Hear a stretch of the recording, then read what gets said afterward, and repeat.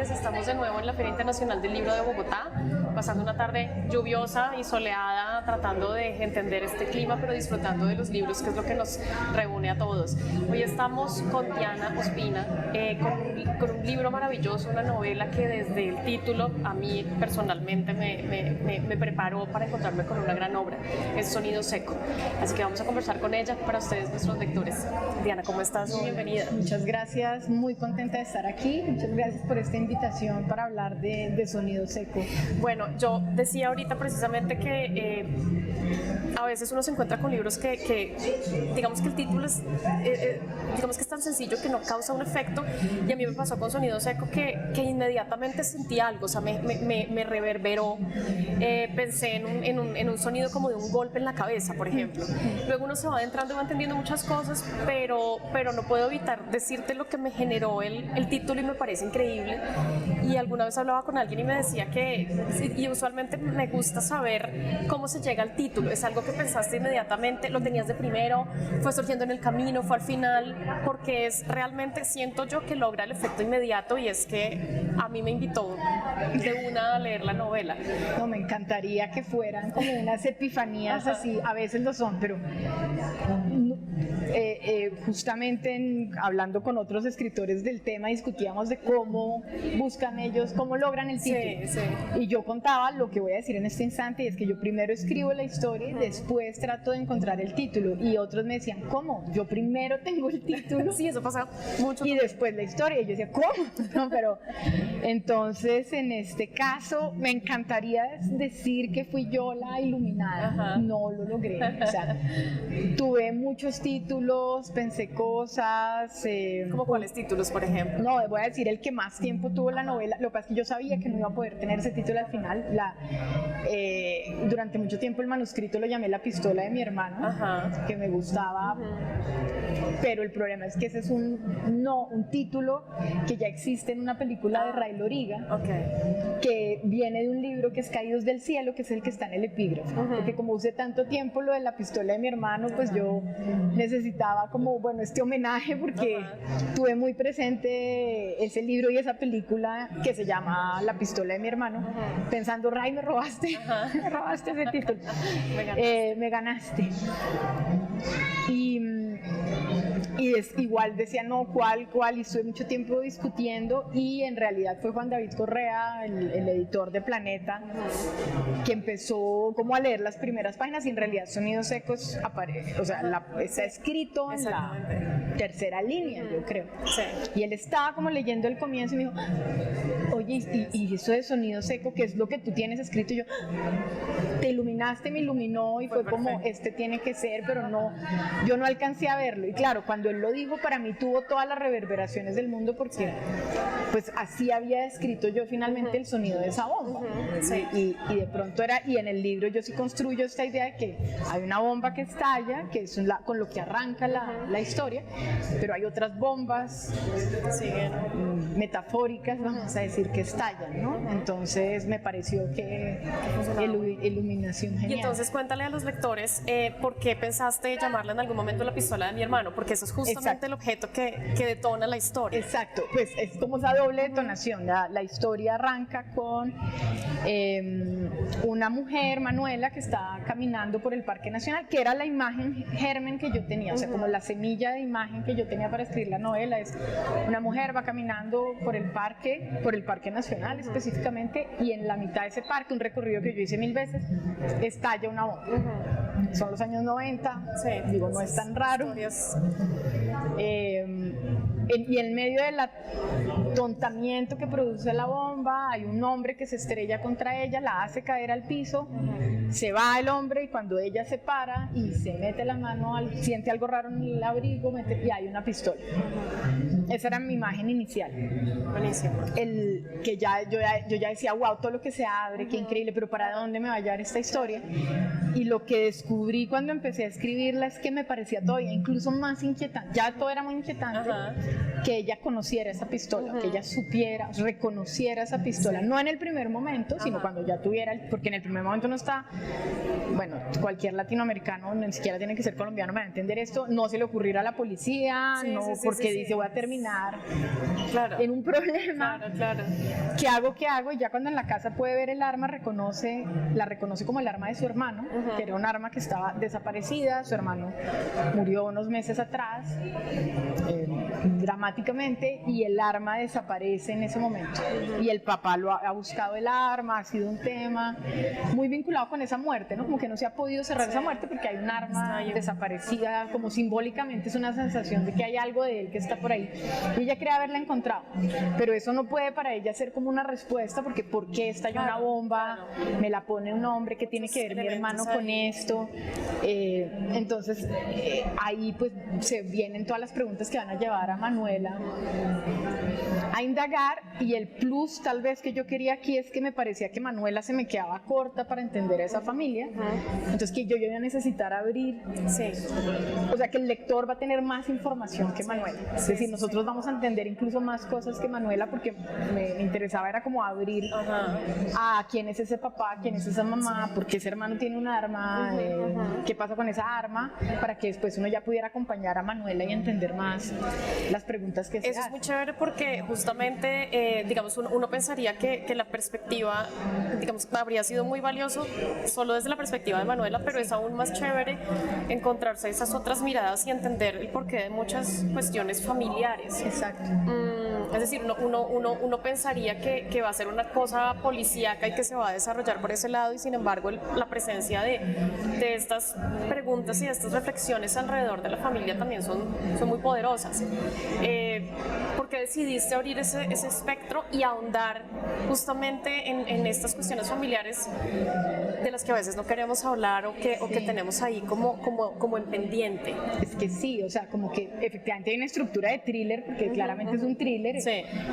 Una pregunta que me han hecho muchas personas es, pero al final uno sí va a saber por qué era. Yo sí, o sea, no es como que tampoco, es como que eso no importa, no, claro que importa, hay un arma y hay una investigación.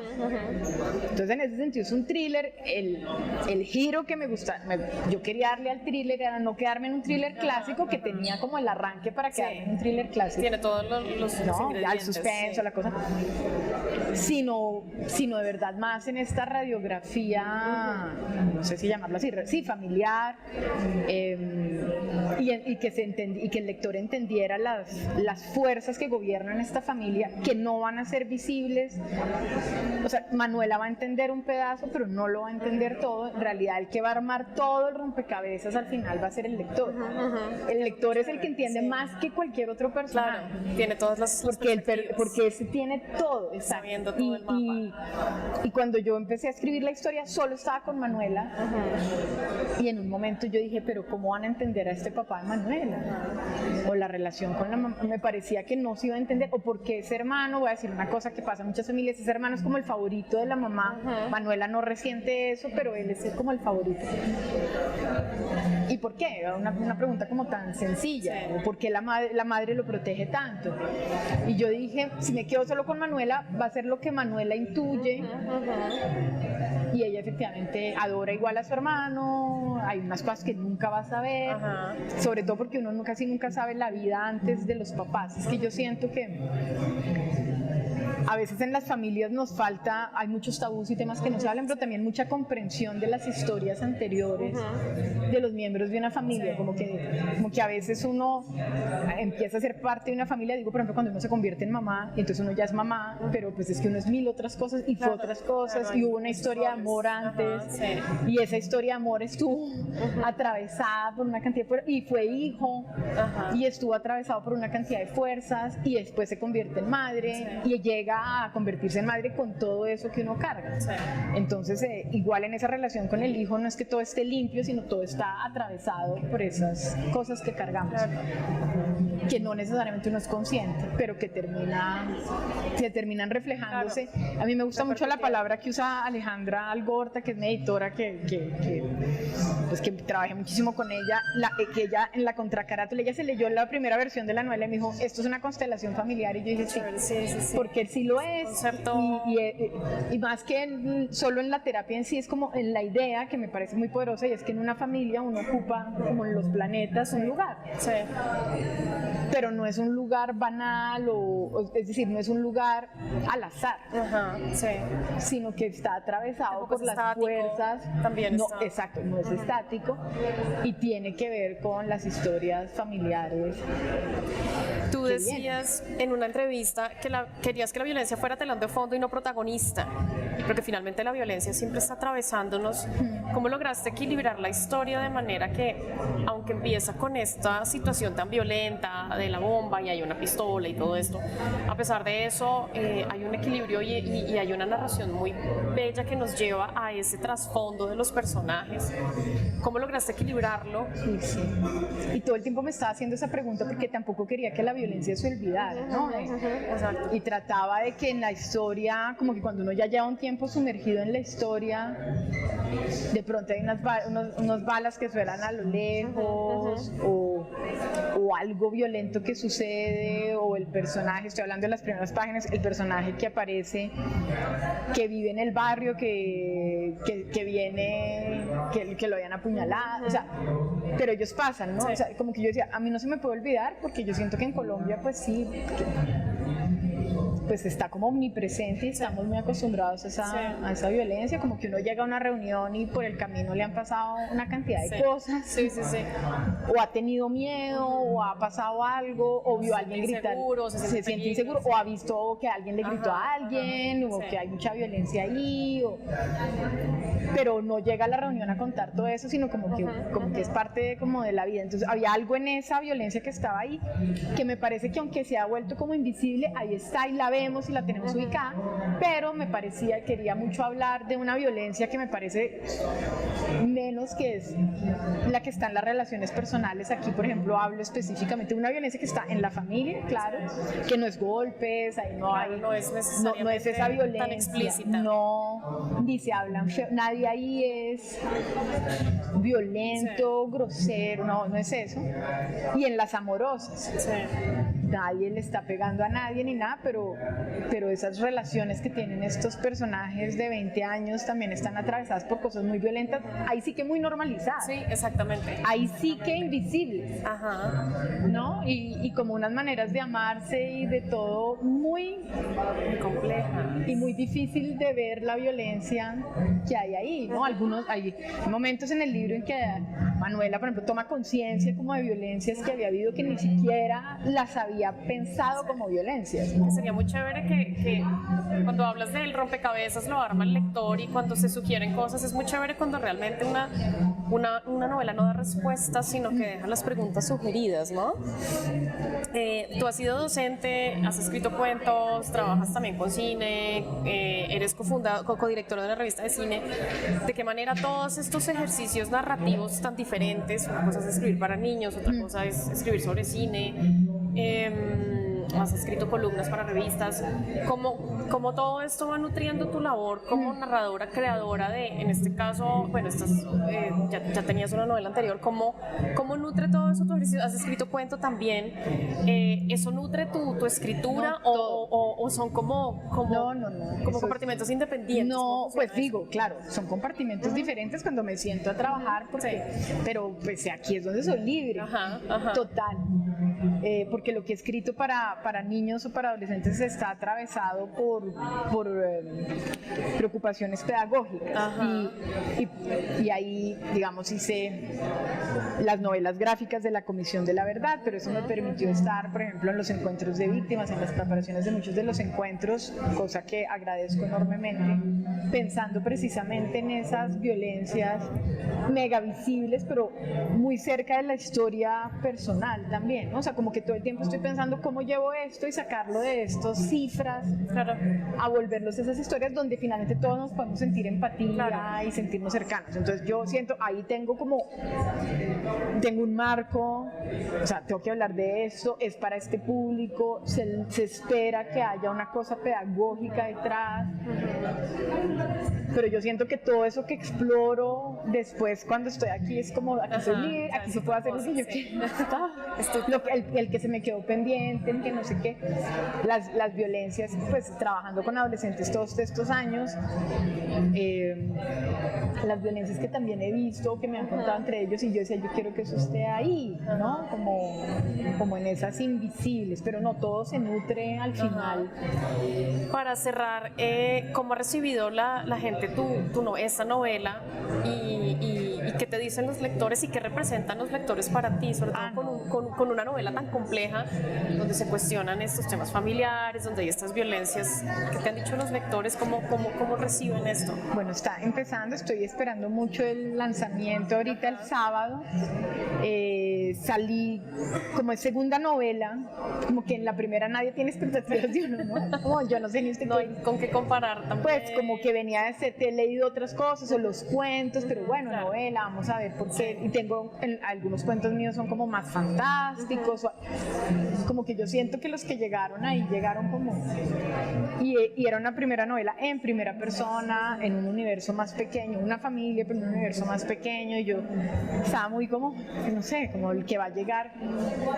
Y ya me han escrito personas que conozco que se han leído la primera esta y por lo menos me ha dado tranquilidad, que no sintieron como, no sé, como no te reconocí, sino como claro, que sintieron que había otro universo que se abría más complejo. Yo sí siento que esta es más compleja porque trata de abarcar más. Chévere ver ese crecimiento también, ¿no? Como sí, verte... pero yo estaba como, de pronto les va a parecer muy raro, de pronto querían solo saber de Manuela y como que les ha parecido muy orgánico y me han dicho que lo sienten muy colombiano, sí, que es algo que me llama poderosamente la atención, como que habla de cosas muy colombianas también, y como un retrato ahí. Hay personas que han hablado mucho de un retrato, finalmente son los padres y los hijos, y también esas diferencias que se generan en ese quiebre generacional, que a mí es algo que me llama poderosamente la atención. Sí, es como un retrato social con el que uno se siente... En algún punto, alguno me decía, es que a veces era como que yo entendía mucho en esa mamá familiares míos, o sea, yo la podía entender, yo también entendía como el sufrimiento del padre, porque tampoco hay buenos ni malos en la historia, ¿no? Son personajes que yo quería que tuvieran muchas aristas, menos el hermano. El hermano es el único personaje que está construido a partir de las miradas y sobre el que dejo más zonas grises, más zonas ambiguas. Sí. Pero sí quería como que cada personaje pudiera crecer, digo, para el lector, y que pudiera tener muchos ángulos de verlo y complejizarle. Hasta ahora, ahí adelanto para el que escuche, de pronto le empieza a tener, además hay unas fotografías, me han preguntado mucho por las fotografías, hay unas fotografías al interior que a muchos les parecen súper sugestivas, ¿no? Entonces es como, pero ¿cómo fue? ¿Pero tienen que ver con qué? Entonces hacen preguntas sobre las fotografías, que yo quería dejar como muchas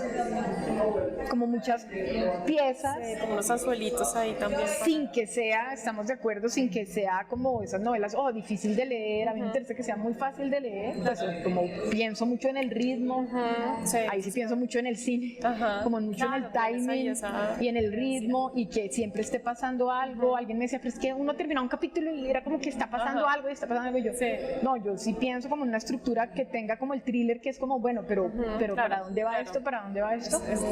Pero que, aunque me estén explicando, digamos, qué pasa y se resuelva el enigma, también hay una cantidad de cosas que se quedan simplemente ahí, que de pronto uno se queda pensando en una relación o en un momento específico de una historia donde hay como muchos momentos, ¿no? Cada personaje pasa por muchos momentos y es una historia larga de esa familia. Claro, o sea, la historia, digamos, real se resuelve en 3 días, pero uno sí crea, uno sí entiende, exacto, los vasos comunicantes en esos 3 días que se abren. Hasta ahora viene bonito, y cuando un libro sale ya me encanta, porque yo ya no estoy más en ese universo. Sí, es como ya no es mío, y me hablan de él y es como, ay, ya, vive solo, y siempre, bueno, y obvio, uno pasa meses y meses encerrado y me dice, ay, me lo leí en 2 horas. ¡Qué increíble! Y a mí me tomó un montón de tiempo, ¿sí? Claro. Pero qué fantástico que sea en 2 horas, no que me digan, ay, no, esto sí, me costó leerlo. Toca tomarse el tiempo. Bueno, algunos me dicen, a veces paro, es como para pensar en todo lo que le está pasando a los personajes, pero aparentemente la lectura los ha llevado. Ajá. Pues qué dicho. Bueno, pues que te vaya muy bien con el lanzamiento y que la gente siga recibiendo con los brazos abiertos una obra tan chévere. Así que muchas gracias, Diana, por tu presencia aquí, por compartir con nosotros un poquito de tu trabajo. No, muchas gracias a todos y muy invitados a conocer Sonido Seco. Gracias.